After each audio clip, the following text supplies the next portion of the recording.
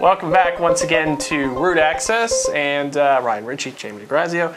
This time around we're talking about service at the Genius Bar and your wait for service at the Genius Bar. Not so much in time, but in how it's evolved through the years. Okay, so in the beginning, there was a small white bar. Yeah. Most stores, 4, 5, 6 Geniuses, I guess. Mainly 4, I guess, was the key number.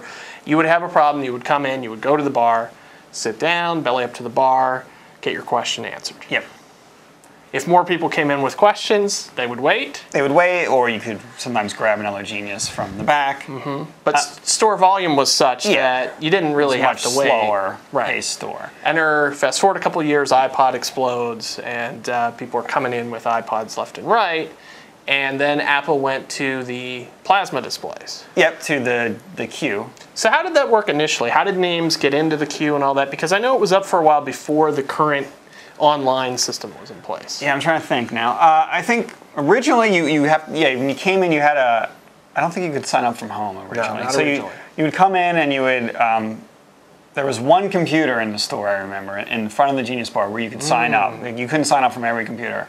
So you'd have to tell, and there really wasn't like a concierge that they have now. So you would have to either tell the person who just walked up to the bar, oh, right behind you there's a computer, and if you click on this icon, you can sign in. Or sometimes if it was busy enough, a Mac specialist could walk them through it. Sure. And then they would be like, what? And they would be all confused, and then they would see their name in the bar, on the screen behind us. And so then there would be a yelling of the names, and someone would come forward.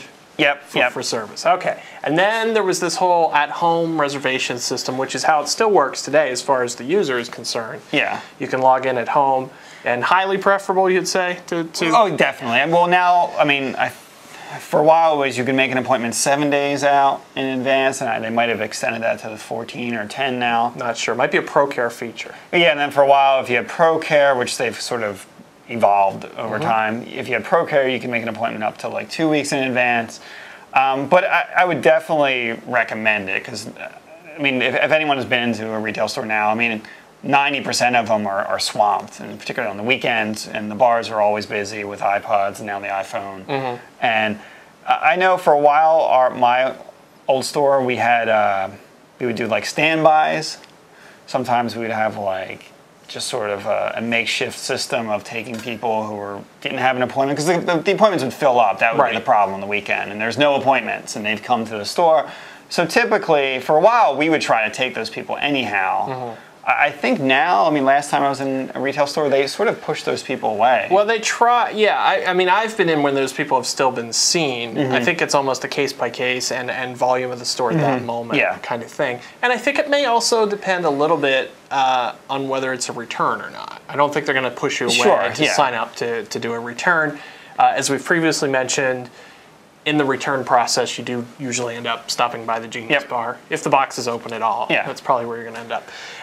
So then there was the what I'm going to call the Applebee's system. This was the pagers to let you know when your table was ready, so to speak, to let you know when it was your turn at the bar. Yeah, so it was weird. One day pagers showed up at the Genius Bar, and they were below the bar, and they were in a charging kit, and it was a weird process because you had to like write the person's name down on this sheet of paper. Yeah, I remember that. That they were taking the pager. I think you just took their name. I don't think you took any other information. Just in case you tried to get away. Like you were going to steal this pager. It wasn't a special Apple pager. It was just, same thing you get at like Applebee's or TGI Fridays. And we never used them. It just didn't seem practical. It took more time because someone had to be managing the list, and then if someone forgot to cross someone off, they'll use the page. And we only had like 10 or 12 pagers, and typically you'd have like 40 people in the queue, so it didn't make any sense. And I know one problem at several locations, the locations that are in malls, people would take them and just go wherever they wanted to in the mall, and then they'd be upset if they missed the page because they really weren't designed to go that far. And they'd be upset, well, why are you giving me this pager if I have to stand right here? So they disappeared. They disappeared for a while, and now I hear they're back. The pagers are back. I used the pager system recently.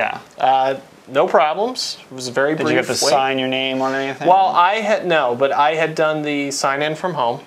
So I had an appointment time, showed up about 10 minutes early, told the concierge I was there, And then, like a minute later, the thing went off and went up to the Genius Bar. So were you standing at the Genius Bar when the page I was not. I was looking at some accessories. Okay. You can get lost in the iPod cases and iPhone cases. Yeah. You can get lost in the 30-foot store, too, I guess, as well.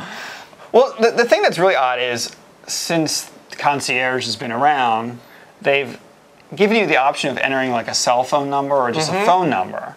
So sometimes people would assume that we would call them. So like when it's their appointments, they'll just go shopping in the mall and we would call them. And I would have to explain to them, well, no, we're not going to do that.